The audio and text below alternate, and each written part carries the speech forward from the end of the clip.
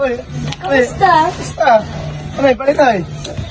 Anong ginagawa ninyo? Ito nga, dami ginagawa, ang dami activity. Hanap pa namin yung... Kamusta eh? Pag-aaral natin eh.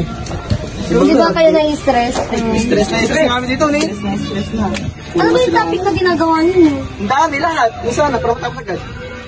Ang dami nga, oh. Uy, may nag-send ng link sa GC. Anong link yan? Ito, oh. Ano yan?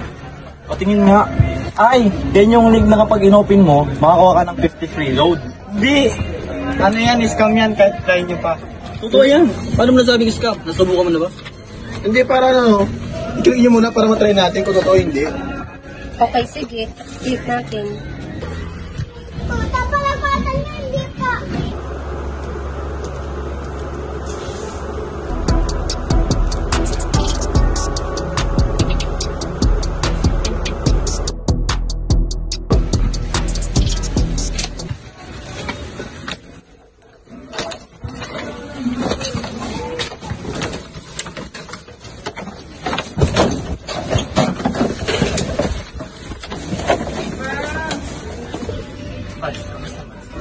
Okay lang.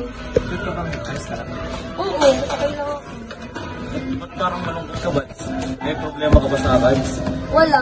Pero, natatandaan niyo po yung link sa GC natin na in-open natin last week.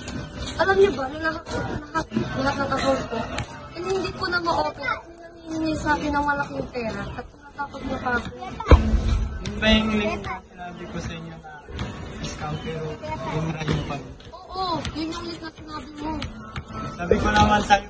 Hindi ko na nga na-scam yun eh. Madami kasi nagsasabi na totoo daw yun. Tsaka bakit niya kasi ginuntot? Guys, tignan niyo to. Ito yung account ko na na-link ko. Na na-hack. Sabi ko sa inyo, scam yan eh. Eh, hindi ko naman alam na scam eh. Pinindot ko lang naman. Baka malay niyo, totoo. Dapat sana, Bats, hindi mo na lang sana napinindot para hindi na na-hack yung account mo. Kasi hindi mo na pinindot. Buti na lang, hindi ko binuksan yung alam kong scam yan. Cybersecurity network is a type of link na laging ginagamit ng mga scammer. Kaya huwag tayong basta-basta mag-click ng kahit na anong link na hindi naman natin alam kung safe. Sabi nga nila, think before you click. Think before you click!